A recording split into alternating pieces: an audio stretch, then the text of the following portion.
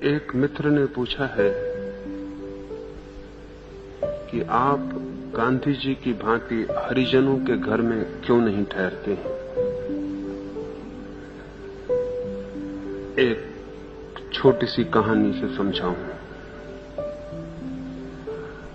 Germany का सबसे बड़ा पादरी आर्च प्रीस्ट एक छोटे से गांव के चर्च का निरीक्षण करने गया था। नियम था कि जब भी वो किसी चर्च का निरीक्षण करने जाए तो उस चर्च की घंटियां उसके स्वागत में बजाई जाती थी, लेकिन उस गांव के चर्च की घंटियां न बजीं। जब वो चर्च के भीतर पहुंचा तब उसने उस चर्च के पादरी को पूछा, मेरे स्वागत में घंटियां बजती हैं हर चर्च की, तुम्हारे चर्च की घंटी क्यों नहीं बजी? उस पादरी की आदत थी कि वो कोई भी कारण बताए तो उसका तकिया कलाम था, वो इसी से शुरू करता था कि इसके 1000 कारण हैं। उसने कहा इसके 1000 कारण। पहला कारण तो ये कि चर्च में घंटी ही नहीं है। तो उस आर्च प्रीस्ट ने कहा बाकी कारण रहने दो, उनके बिना भी चल जाएगा, ये एक ही कारण काफी है। मुझसे आप पूछते हैं मैं हरिजन के घर क्यों नहीं ठहरता। पहली तो बात यह कि मेरी दृष्टि में कोई हरिजन नहीं है।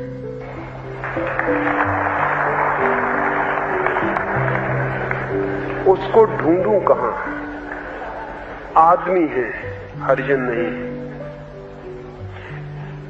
गांधी जी की दृष्टि में हरिजन होंगे, इसलिए वो हरिजन का घर ढूंढ लेते हैं।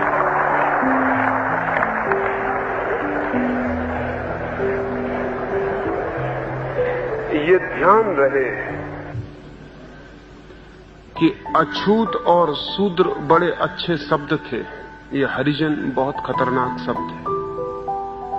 अछूत और शूद्र में एक चोट थी, एक दर्द था, एक पीड़ा थी। अछूत और शूद्र अपने को कोई कहने में घबराता था, बुरा मानता था। यह हरिजन बहुत खतरनाक शब्द है, इसे कहने में अकड़ मालूम होती है कि हम हरिजन। बात वही है, बीमारी का नाम बदल देने से बीमारियां नहीं बदल जाती, और जहर के ऊपर शक्कर लगा देने से सिर्फ मरने की सुविधा हो जाती, खाने में आसानी हो जाती और कुछ भी नहीं होता। ये हरिजन जैसे शब्द बड़े खतरनाक हैं। किसी भी तरह से हरिजन को रिकॉग्निशन देना हरिजन को बचाने की तरकीब है। चाहे उसको गाली दो और चाहे सम्मान दो, और चाहे उसे छुओ मत, और चाहे उसके घर ठहरने का आयोजन करो, लेकिन हरिजन की स्वीकृति, रिकॉग्निशन की यह आदमी हरिजन है, छूने योग्य नहीं है या इसके घर ठहरना जरूरी है, बड़ी ऊंची बात है। दोनों स्थितियों में हरिजन बचता है और बचाया जाता है। हरिजन को मिटाना है, बचाना नहीं है। लेकिन गांधी जी के साथ एक कठिनाई थी। बड़ी बीमारी के, वो हिंदू नाम की जो बीमारी है उसके वो बड़े प्रेमी थे। उसी बीमारी का ये छोटी संतति है, ये जो हरिजन है, ये जो शूद्र है, अछूत है, उसी बड़ी बीमारी की पैदाइश है। उस बड़ी बीमारी को तो वो बचाना चाहते थे, और उसी बड़ी बीमारी के भीतर इस छोटी बीमारी के लिए भी कोई समझौते का रास्ता खोजना चाहते थे। सच तो यह है कि हिंदू, मुसलमान, ईसाई, ये सारी बीमारियां मिटनी चाहिए, और जो लोग हिंदू समाज के भीतर दुखी अनुभव करते हैं उन्हें हिम्मत जुटानी चाहिए कि वो कहें कि हम हिंदू नहीं हैं। क्या जरूरत है उन्हें हिंदू होने की? हिंदू होने ने उन्हें क्या दिया है? लेकिन अगर वे हिम्मत भी जुटाएं कि हिंदू नहीं हैं, तो वे कहेंगे कि हम मुसलमान होते हैं, हम ईसाई होते हैं, हम बौद्ध होते हैं। एक जेल से छूटे नहीं कि वो फौरन पूछते हम किस जेल में जाएं। अंबेडकर ने थोड़ी हिम्मत जुटाई कि कहा कि छोड़ दो हिंदू धर्म, लेकिन हिम्मत पूरी नहीं है वो भी। अंबेडकर ने इधर हिम्मत जुटाई, तत्काल दूसरे जेल में भिजवा दिया। हो सकता है दूसरा जेल थोड़ा कंफर्टेबल हो, कंफर्टेबल जेल और खराब होते क्योंकि उनको छोड़ने का मन भी नहीं होता। हिंदू से हटो, बौद्ध हो जाओ, ईसाई हो जाओ, मुसलमान हो जाओ, वो भी सब पागल घर हैं, ये भी एक पागल घर है। हरिजनों को, अछूतों को, शूद्रों को मुक्त हो जाना चाहिए सब जेलों से। कह देना चाहिए हम सिर्फ निपट आदमी हैं और हम किसी के साथ जुड़ते नहीं। लेकिन वो भी उत्सुक हैं कि उनको हरिजन माना जाए, वो भी बड़े उत्सुक हैं कि उनको सम्मान दिया जाए हरिजन होने का। अपमान उन्होंने काफी झेल लिया है, बदले में सम्मान चाहते हैं। लेकिन ध्यान रहे, अपमान हो या सम्मान हो, हरिजन होने से आदमी आप नहीं हो सकते। और इस समय दुनिया को आदमियों की जरूरत है। एक प्रयोग करना चाहिए कि हम कारागृह से बाहर होंगे जब तक पृथ्वी पर इतने हिम्मतवर लोग कुछ इकट्ठे नहीं होते जो सब जेल खानों को इंकार कर दें और कहें कि हम बस सिर्फ आदमी हैं। और ये हिंदुस्तान की सरकार है, सेकुलर कहलाती है, अपने को धर्मनिरपेक्ष कहलाती है। लेकिन यहां भी नौकरी के फॉर्म पर लिखा रहता है आपका धर्म क्या है। क्या पागलपन है। धर्म पूछने की जरूरत क्या है? एक आदमी का आदमी होना काफी है। स्कूल में भर्ती करो लड़के को तो फॉर्म में लिखा रहता है कि धर्म क्या है। ये क्या पागलपन है? धर्म पूछने की क्या जरूरत है? आदमी होना काफी है। सेंसस होगा, मुल्क की मतगणना होगी, जनगणना होगी, उसमें भी भरा रहेगा कौन किस धर्म को मानता है। फिर ये सब बेईमानी की सेकुलरिज्म है। ये कोई ठीक सेकुलरिज्म ना हुआ। धर्मनिरपेक्ष होने का मतलब है कि हम इस देश में आदमी को सिर्फ आदमी मानते हैं और हम कोई दूसरी सीमा और कोई विशेषण उसके ऊपर नहीं लगाते। अगर थोड़ी हिम्मत जुटाई जाए तो हिंदुस्तान आदमियों का समाज बन सकता है। लेकिन सब तरफ वही आदमी और आदमी के बीच दीवार खड़े करने का बड़ा आग्रह है। गांधी जी ने कितनी मेहनत की जिंदगी भर कि हिंदू मुसलमान एक हो जाएं, लेकिन पहले बीमारी को स्वीकार करते हैं, फिर एक करना चाहते हैं। पहले कहते हैं हिंदू भी ठीक, मुसलमान भी ठीक, दोनों एक हो जाएं। दोनों गलत हैं और दोनों के एक होने की जरूरत नहीं, दोनों के मिटने की जरूरत है। वो दोनों मिटेंगे तो आदमियत एक होगी। दोनों एक नहीं हो सकते। हिंदू मुसलमान एक नहीं हो सकते। उनका हिंदू होना, मुसलमान होना ही उनका अन्य होना है, अलग होना है, पृथक होना है। हिंदू होने में ही दुश्मनी छिपी है, मुसलमान होने में दुश्मनी छिपी है। हिंदू मुसलमान दोनों मिट जाएं तो आदमियत एक हो सकती है। हिंदू मुसलमान कभी एक नहीं हो सकते। और मलेरिया प्लेग एक हो जाएं तो फायदा थोड़ी होगा और खतरा होगा। इनको मिटाने की जरूरत है, इनको एक करने की जरूरत नहीं। जिंदगी भर गांधी जी वही कोशिश करते रहे कि सब बीमारियों के साथ समझौते की उनकी आदत है। किसी बीमारी को मिटाने के लिए सीधा ख्याल नहीं है। वही शूद्रों और हरिजनों के साथ चला सिलसिला। एक और मित्र ने पूछा है कि आपका शंकराचार्य वर्ण आश्रम के संबंध में जो कहते हैं, शास्त्र जो कहते हैं, उस संबंध में क्या मत है? मेरा क्या मत होता है, ये भी पूछने की जरूरत है। मनुष्य को और मनुष्य के बीच भेद डालने वाले सारे शास्त्र अपराधी हैं। मनुष्य और मनुष्य के बीच किसी भी तरह का ऊंच नीच का विचार करने वाला कोई भी शास्त्र शोषकों के द्वारा लिखा गया होगा, वो किन्हीं ऋषि मुनियों की बात नहीं हो सकती।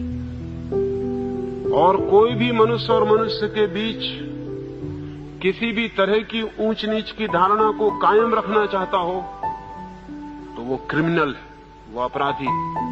एक चोर के साथ जो हम व्यवहार करते हैं, एक हत्यारे के साथ हम जो व्यवहार करते हैं, उससे भी ज्यादा सजग इस तरह के अपराधियों के प्रति होना आवश्यक है। क्योंकि एक चोर क्या नुकसान पहुंचा सकता है? इधर का पैसा उठा के इधर रख सकता है और क्या फर्क कर सकता है? एक घर की चीज दूसरे घर में रखा सकता है। एक हत्यारा क्या फर्क कर सकता है? एक आदमी जो 10-20 साल बाद मरता उसे आज मार सकता है। लेकिन अगर कोई आदमी वर्ण व्यवस्था जैसी बात की तायीद करता है और सिफारिश करता है तो करोड़ों करोड़ों लोगों के जीवन को नर्क बनाने का जिम्मेदार ठहरता है। ऐसे आदमी, ऐसे विचार, ऐसे शास्त्र सब अनादृत होने चाहिए, उनकी कोई जगह नहीं होनी चाहिए। लेकिन ये मुल्क बहुत बेईमान है। शंकराचार्य पुरी के अगर कहेंगे तो उनका विरोध किया जाएगा, लेकिन जिन शास्त्रों के आधार पर वो कह रहे हैं उन्हीं शास्त्रों की पूजा चलती रहेगी। ये कैसा मुल्क है? ये कैसे लोग हैं? शंकराचार्य कहते हैं तो उनका विरोध करते हैं आप, और जिन शास्त्रों के आधार पर वो कहते हैं उन शास्त्रों की पूजा जारी है। तो फिर समझ में आने वाला मामला नहीं दिखता, फिर कोई बेईमानी दिखती। ऐसा दिखता है कि समय की हवा बदल गई, इसलिए शंकराचार्य का विरोध भी करते हैं, लेकिन चित्त नहीं बदला, इसलिए शास्त्र की पूजा भी करते हैं। शंकराचार्य का क्या कसूर है? इतना ही कसूर हो सकता है तो उनके पास कोई अपनी बुद्धि नहीं मालूम पड़ती, शास्त्र ही उनकी बुद्धि है, और कोई कसूर नहीं मालूम पड़ता। वो एक टेप रिकॉर्डर मालूम होते, शास्त्र में जो लिखा है वो दोहराते, उनका क्या कसूर है? लेकिन सारा मुल्क उन पर टूट पड़ा और उन सारे शास्त्रों की पूजा जारी रहेगी, तो फिर ये उचित नहीं है, ये अन्यायपूर्ण है, ये ठीक नहीं है। शास्त्रों से मुक्त होने की जरूरत है। सच तो ये है कि अतीत से मुक्त होने की जरूरत है, क्योंकि उस अतीत ने ही ये सारी की सारी नासमझियां पैदा की। उस अतीत की जड़ें, वो जो बीत गया हमारा अतीत का इतिहास है, उसमें इन सब रोग के कीटाणु, उसको तो हम गौरव से गौरवान्वित करते हैं, उसको तो हम शोरगुल मचाते हैं पूरा, उसका तो हम चाहते हैं कि राम राज्य फिर से आ जाए। राम राज्य फिर से आ जाए तो फिर शंकराचार्य ठीक कहते हैं, फिर आप सब गलत कहते हैं। अगर राम राज्य फिर से आएगा तो शूद्र होगा, और ये भी होगा कि कोई शूद्र वेद के वचन नहीं सुन सकेगा, और शूद्र अगर वेद के वचन सुन लेगा तो उसके कान में शीशा पिघला के डाला जाएगा, बिल्कुल डाला जाएगा। अगर राम राज्य लाना है तो इसकी तैयारी रखना, और या फिर राम राज्य जैसी बेकार बातों में मत पड़ना। गया जो गया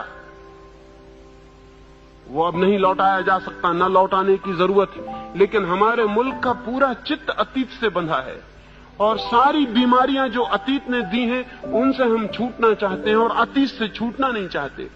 तो एक तरह की जिच, एक तरह की तनाव की स्थिति मुल्क के चित्त के सामने पैदा हो गई। और ये ध्यान रहे, ये मत सोचना कि हम ऐसा कर सकते हैं कि अतीत का जो अच्छा है उसे बचा लें और जो बुरा है उसे छोड़ दें। इसे थोड़ा समझ लेना, हर समय एक ऑर्गेनिक यूनिटी है। ऐसा नहीं है कि एक आदमी की आंखें बहुत प्यारी लगती तो आंखें बचा लो, बाकी आदमी को जाने दो। ऐसा नहीं हो सकता कि आदमी का हमें हृदय बड़ा प्यारा लगता तो हृदय बचा लें, बाकी हमको नहीं जसता जाने दें। आदमी एक ऑर्गेनिक इकाई है, एक इकट्ठी इकाई है। हर युग, हर समय, हर सदी, हर शास्त्र, हर विचार, हर धर्म एक ऑर्गेनिक यूनिटी है। अगर जाएगा तो पूरा जाएगा, अगर बचेगा तो पूरा बचेगा। लेकिन हम इस मुल्क में ये कर रहे हैं कि हम कहते हैं जो गलत है उसे छोड़ दें, जो ठीक है उसे हम बचा लें। लेकिन जिस चित्त से वो ठीक पैदा हुआ था उसी चित्त से वो गलत पैदा हुआ था। वो गलत और ठीक किसी एक ही चीज के दो हिस्से हैं, और इसलिए हम बड़ी मुश्किल में पड़े। हम हमेशा ये ख्याल करते हैं कुछ अच्छा है उसको बचाते चलें, जो बुरा है उसे छोड़ते चलें। ऐसा नहीं होता। पिछली इकाई को छोड़ना होता है, नई इकाई को जन्म देना होता है। पिता मरता है तो ऐसा नहीं होता कि पिता की खोपड़ी बहुत अच्छी थी इसलिए बेटे की खोपड़ी अलग रखो, पिता की खोपड़ी जोड़ दो। पिता पूरा मरता है, बेटा पूरा पैदा होता है। हर युग को पूरा मरना चाहिए ताकि हर नया युग पूरा पैदा हो सके। अगर पुराने युग में से कुछ बचाने की कोशिश चलती है तो नए युग के हाथ पैर पंगु हो जाते हैं, वो पैदा नहीं हो पाता। हिंदुस्तान बहुत दिन से इस मुश्किल में पड़ा हुआ है। पुराना यहां मरता ही नहीं, नए को जन्म की सुविधा नहीं। और वे जो पुराने के पक्षपाती हैं वे तो ठीक ही हैं, साफ हैं, लेकिन वे जो पुराने पक्षपातियों के विरोधी हैं वे भी पुराने के पक्षपाती हैं। इसलिए इस मुल्क के मस्तिष्क में साफ साफ नहीं हो पाता कि हम क्या करें क्या न करें। जो लोग शंकराचार्य का विरोध करेंगे और कहेंगे शंकराचार्य गलत कहते हैं, वो भी शास्त्रों को उठा के ये सिद्ध करने की कोशिश करेंगे कि शास्त्रों में शूद्र नहीं है, लेकिन शास्त्रों में ही सिद्ध करने की कोशिश करेंगे। ये नहीं कहेंगे कि होगा शास्त्रों में, लेकिन शास्त्रों से हमें प्रयोजन क्या? कोई ठेका ले लिया है शास्त्रों ने सदा के लिए कि हम उनसे बंधे हैं? कोई मनु महाराज ने कोई ठेका ले लिया है कि अब आने वाली दुनिया कभी भी उनसे मुक्त नहीं हो सकेगी? मनु महाराज मर गए, उनका विचार भी मर जाना चाहिए। सब चीजें मरनी चाहिए अगर जिंदगी को जिंदा रखना है। जैसे आदमी बदलते हैं वैसे ही समाज, शास्त्र, विचार सब बदलने चाहिए। सभ्यता को भी मरना सीखना चाहिए, और जो सभ्यता मरना नहीं सीखती उसका नया जन्म होना बंद हो जाता है। सभ्यताएं भी मरती हैं, लेकिन इस देश में हमें ये ख्याल है कि हमारी सभ्यता कोई बहुत अद्भुत बात है। रोम मर गया, बेबीलोन मर गया, सीरिया मर गया, इजिप्ट मर गया, हम मरते ही नहीं। कहीं ऐसा तो नहीं है कि मरे मराए हो इसलिए नहीं मरते हो? सिर्फ मरा हुआ नहीं मरता है, ध्यान रहे। मरे हुए आदमी को एक फायदा होता, फिर नहीं मर सकता, फिर मरने का सवाल ही नहीं। जिंदा कौम मरती भी है, जन्मती भी है, जिंदगी का लक्षण है ये। युग मरने चाहिए ताकि नए युग पैदा हो सके। शास्त्र भी मरने चाहिए ताकि नए शास्त्र जन्म ले सके। विचारक भी विदा होने चाहिए ताकि नए विचारक आ सके। ये धारा बढ़नी चाहिए, रुक नहीं जानी चाहिए। लेकिन ये सब रुकी हुई है। वो शंकराचार्य कहते हैं हमारी किताब में ये लिखा है, उनका भी दावा किताब का है। उनके विरोधी कहते हैं कि नहीं, उस किताब का दूसरा मतलब है। लेकिन किताब के दोनों दावेदार हैं। ये दोनों दुश्मन हैं देश के। इनमें एक नहीं है दुश्मन, शंकराचार्य नहीं है, वो दूसरा भी है। क्योंकि वो ये कहता नहीं लिखा, लेकिन अगर सिद्ध हो जाए कि लिखा है फिर वो भी राजी हो जाएगा। बस किताब से मुक्त होने की हिम्मत किसी की भी नहीं। ये क्या मामला है? क्या हमारे पास कोई बुद्धि सोचने वाली नहीं है जो हम उधार बुद्धि से ही सोचते रहें? क्या ऐसा कुछ हो गया है कि संपूर्ण ज्ञान प्राप्त हो गया, अब आगे कोई ज्ञान प्राप्त नहीं होना है?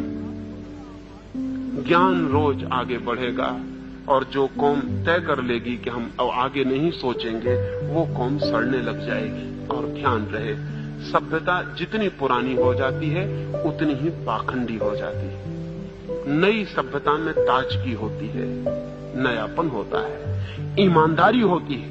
पुरानी सभ्यता बेईमान हो जाती है। उसका कारण अनुभव चालाक कर देता है। एक बच्चा पैदा होता है, बच्चे में इनोसेंस होती है, निर्दोषता होती है, ताजगी होती है। वही बच्चा जब 70 साल के बाद बूढ़ा हो जाएगा तो चालाक हो जाता है, कनिंग हो जाता है। बूढ़ा आदमी और निर्दोष खोजना जरा मुश्किल है, बच्चा और चालाक खोजना जरा मुश्किल है।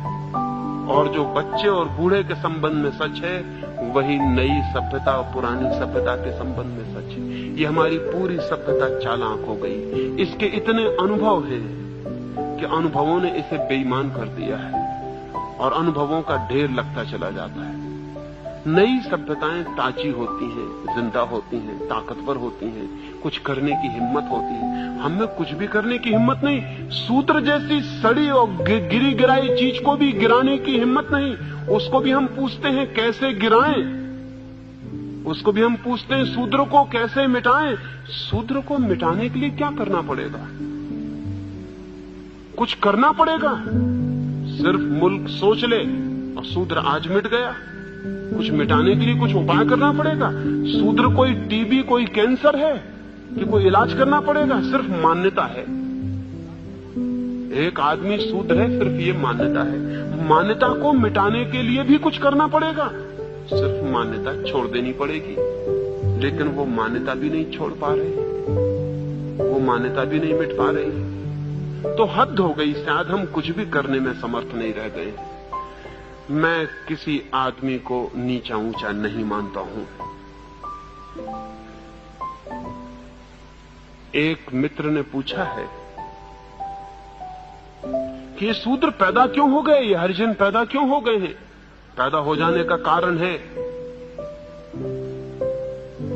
दुनिया में वर्ग सदा से हैं, क्लासेस सदा से हैं, लेकिन वर्ण हिंदुस्तान की अपनी ईजाद, वर्ण दुनिया में कहीं भी नहीं। वर्ग सब जगह है, गरीब है, अमीर है, लेकिन शूद्र और ब्राह्मण और क्षत्रिय और वैश्य जैसा वर्ग कहीं भी नहीं, वर्ण कभी भी नहीं।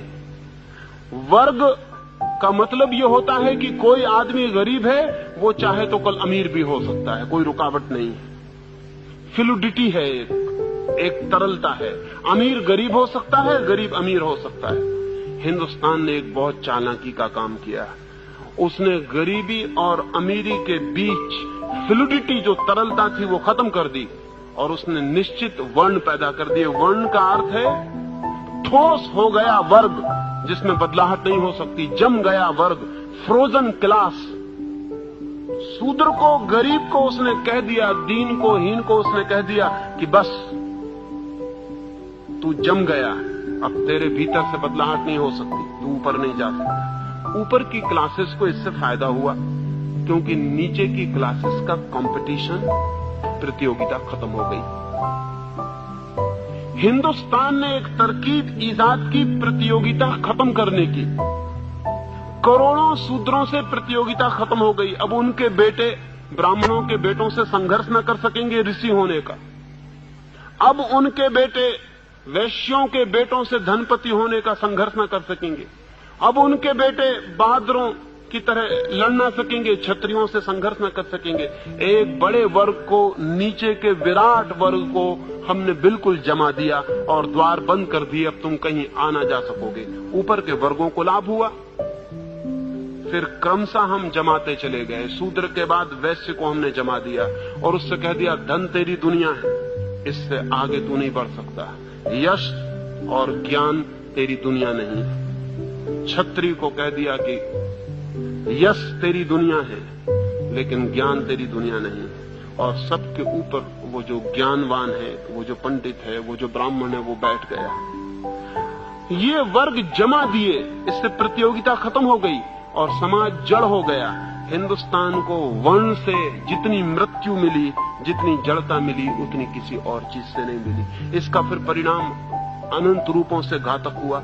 हिंदुस्तान पर हमला हुआ, हिंदुस्तान पर हमला हुआ तो शूद्र ने कहा हमें क्या मतलब है, शूद्र को क्या मतलब है, भंगी भंगी रहेगा, चाहे मुसलमान दिल्ली में बैठे कि हिंदू बैठे कि अंग्रेज बैठे, भंगी में क्या फर्क पड़ने वाला है, भंगी भंगी रहेगा। भंगी ने कहा हमारा भाग्य तो तय है, तो कोई भी राजा हो हमें क्या हानि है, हम तो अपने चलते चले जाएंगे, जो हम करते हैं करते चले जाएंगे।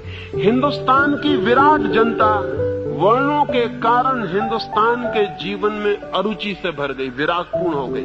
हिंदुस्तान कभी गुलाम ना होता अगर हिंदुस्तान में सूत्र न होते। हिंदुस्तान कभी गुलाम ना होता अगर हिंदुस्तान में वर्ण न होते। हिंदुस्तान की वर्ण व्यवस्था ने हिंदुस्तान में ऐसे तबके बांट दिए कि एक आदमी को कोई जरूरत न रही चिंतित होने की। सिर्फ थोड़े से लोगों को चिंतित थी, क्षत्रियों को, कि हम अपने राज्य को बचाएं, बाकी पूरे देश को कोई प्रयोजन न था। गरीब को क्या प्रयोजन है अमीरों के झगड़े से? कोई प्रयोजन नहीं है। वही तो अभी भी हो गया, फिर से वही हो गया। अंग्रेज हिंदुस्तान से गए, गरीबों ने सोचा था हमें कुछ मिल जाएगा, फिर उनको पता चला कुछ नहीं मिलता। अंग्रेज पूंजीपति बदल जाता है, हिंदू पूंजीपति उसकी जगह बैठ जाता है। गरीब अपनी जगह है, वो वहीं के वहीं है, उससे कोई फर्क नहीं पड़ता है। अमीरों के झगड़े हैं, ऊपर के झगड़े हैं, नीचे के आदमी को क्या मतलब है। ये हिंदुस्तान के हजारों वर्ष के शूद्रों की वर्ण व्यवस्था की टूट ने ऐसी स्थिति जमा दी कि हिंदुस्तान में कोई सामाजिक धारणा, कोई राष्ट्र, कोई नेशन, कोई भी पैदा नहीं हो सका। लेकिन जो लोग इनके विरोध में खड़े हैं वो भी मौलिक आधारों के विरोध में नहीं है। गांधी जी चाहते थे कि अछूत मिट जाए, लेकिन गांधी जी कर्म के सिद्धांत के संबंध में एक शब्द विरोध में नहीं बोले। और शायद आपको ख्याल में भी ना हो कि हिंदुओं ने जो व्यवस्था की है, हिंदुओं का दिमाग इतना सिस्टम मेकर रहा है, उन्होंने इतनी व्यवस्था की है सिद्धांतों की। सिद्धांतों के मुकाबले सिद्धांत बनाने के लिए हमसे बढ़िया लोग दुनिया में खोजने मुश्किल है। हम ऐसे गजब के सिद्धांत बनाते हैं, हम इतने कुशल हैं सिद्धांत बनाने में कि जिसका कोई हिसाब नहीं। सूत्र हमने ऐसे ही खड़ा नहीं कर दिया, हमने पूरी मनोवैज्ञानिक दार्शनिक पृष्ठभूमि बनाई। हमारा कहना यह है कि जो आदमी जैसे कर्म करता है वैसा उसे जन्म मिलता है। शूद्र वे हैं जिन्होंने पाप किए, वो शूद्र वर्ग में पैदा होते हैं। ब्राह्मण वे हैं जिन्होंने पुण्य किए हैं, वो ब्राह्मण वर्ग में पैदा होते हैं। पिछले जन्मों में जिन्होंने जैसे कर्म किए हैं उनके 4 विभाजन, और उन 4 विभाजनों में लोग पैदा होते हैं। इसलिए शूद्र भी बेचारा राजी हो गया, उसने कोई बगावत नहीं की। उसने कहा कि ठीक है, हमने पिछले जन्म में बुरे कर्म किए होंगे इसलिए हम शूद्र हो गए हैं, अब अच्छे कर्म करेंगे तो अगले जन्म में ब्राह्मण हो जाएंगे। अगले जन्म की आशा में वो आज शूद्र होने को राजी हो गया। हिंदुस्तान का शूद्र राजी है, अगले जन्म की प्रतीक्षा कर रहा है, और हिंदुस्तान का दिमाग बेईमान है। जिसको भी राजी करवाना हो उसे अगले जन्म का प्रलोभन दे दो, वो राजी हो जाता है। जब तक ये कर्म की विचार सरणी न टूटे और जब तक हम इसकी पुनर्व्याख्या न करें, तब तक शूद्र को मुक्त होना बहुत मुश्किल मामला है। और बड़ा मजा तो ये है कि जिससे उसे मुक्त होना है वो उसी से बंधने की पूरी कोशिश कर रहा है। विनोबा जी या गांधी जी उसको उन्हीं मंदिरों में ले जाने के लिए प्रवेश दिलवा रहे हैं जिन मंदिरों से उसे मुक्त होना चाहिए। बड़े मजे की बात है।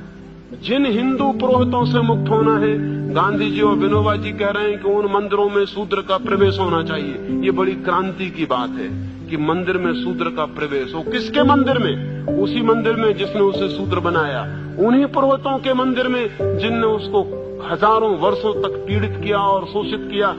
मैं तो कहूंगा एक शूद्र को किसी मंदिर में नहीं जाना चाहिए।